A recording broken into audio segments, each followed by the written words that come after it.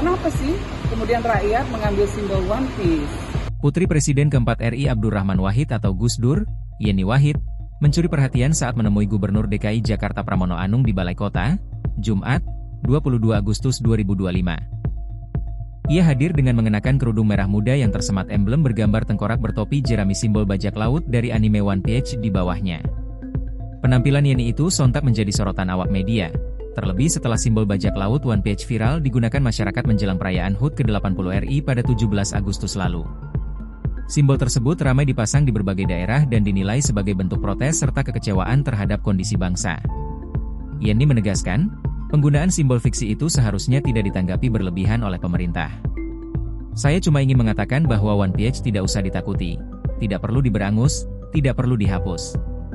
Ini ekspresi saja, justru harus menjadi introspeksi dari pejabat. Kenapa rakyat mengambil simbol One Piece? Karena ada ketidakpuasan, itu yang harus jadi introspeksi kita semua, kata Yeni. Menurut dia, tokoh fiktif dalam manga dan anime Jepang tersebut hanyalah media ekspresi masyarakat. Gak usah takut dengan simbol One Piece.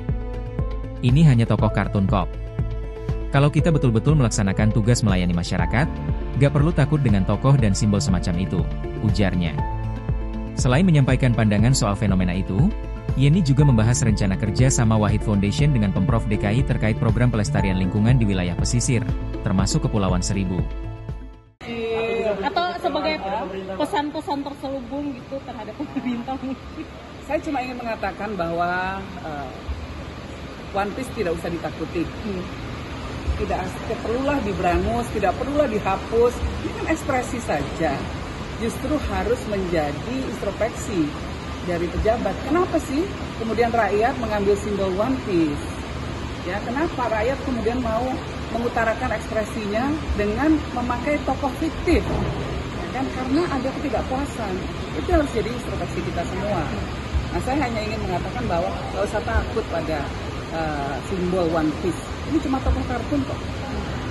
Kalau kita betul-betul melaksanakan tugas untuk melayani masyarakat, nggak perlu takut pada tokoh-tokoh semacam itu, pada simbol-simbol semacam itu. Download Tribun X sekarang, menghadirkan lokal menjadi Indonesia.